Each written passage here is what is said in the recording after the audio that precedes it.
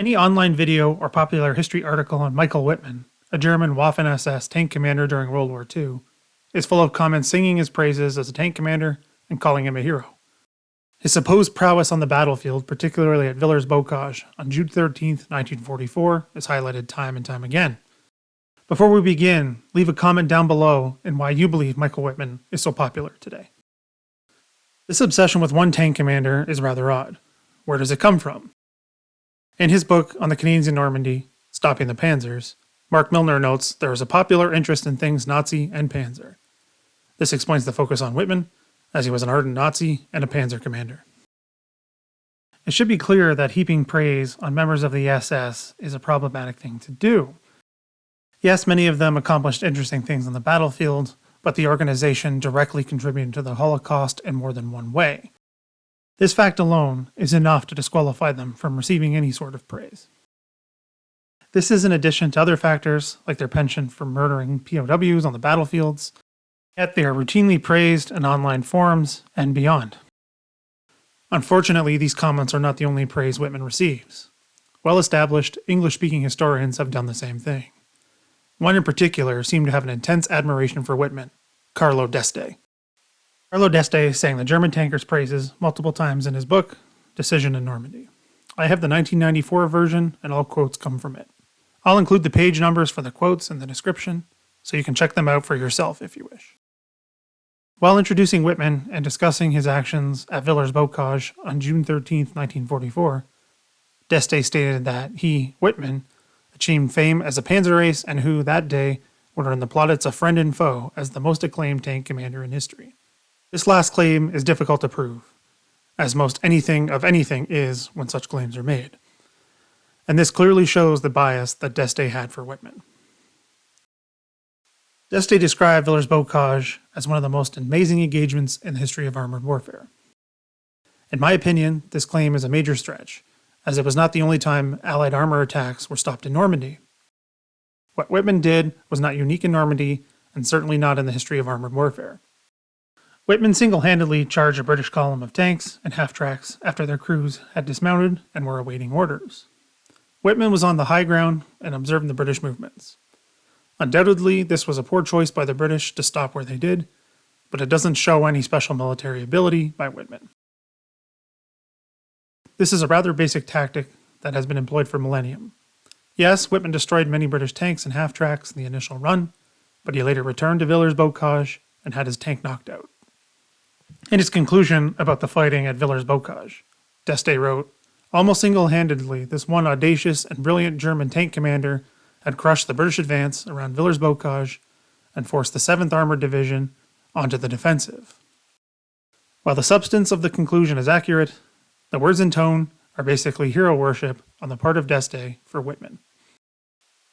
Later in the book, when discussing the Allied breakout from Normandy, D'Este directly calls Wittmann a hero in reference to his death. Among the German dead near Falaise was the hero of Villers-Bocage, Michael Wittmann, who perished during the opening day of Totalize. The praise given by D'Este didn't stop here. He wrote, "With the Third Reich now being slowly but inevitably strangled by the advancing Allied and Russian armies, Germany could ill afford to lose soldiers of Wittmann's caliber, who could never adequately be replaced from a dwindling manpower reserve soon to be conscripting young boys and old men. Wittmann is presented as some kind of superhero who was one of a kind." This discussion of Wittmann does raise several questions about how do you write about SS members when discussing such actions in Normandy. The SS were a horrible organization that was deemed as a criminal one in the aftermath of the war.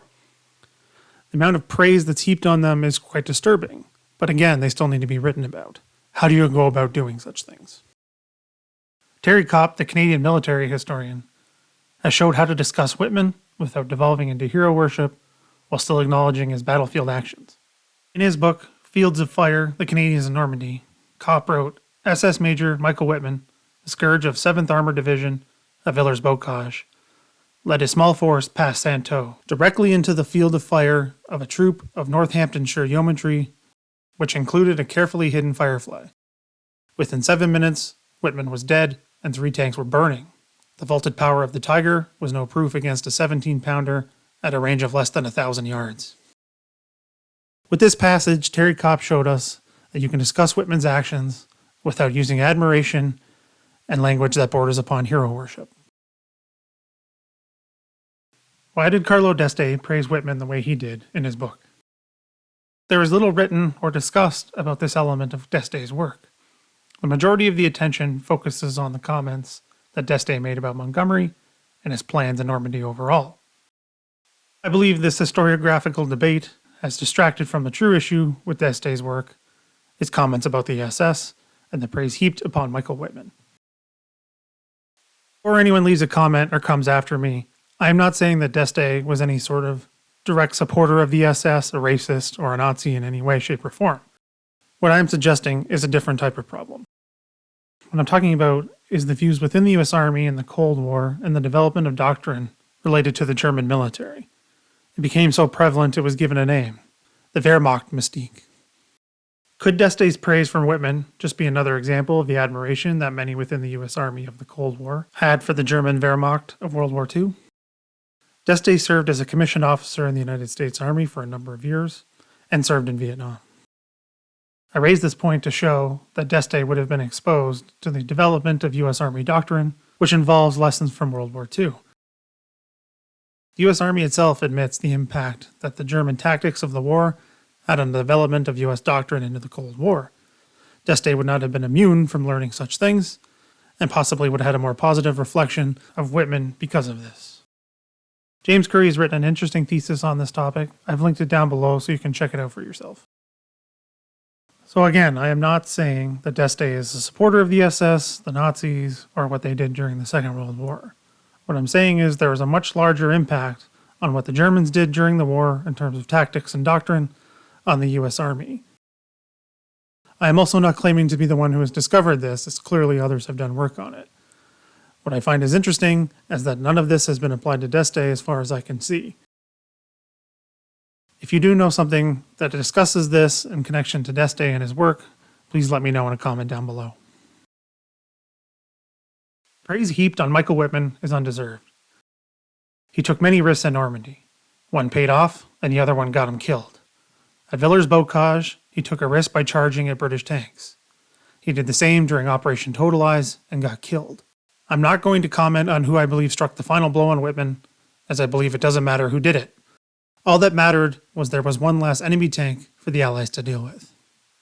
The admiration shown at Wittmann's grave in Normandy today borders on neo-Nazi hero worship. It is truly disturbing to see.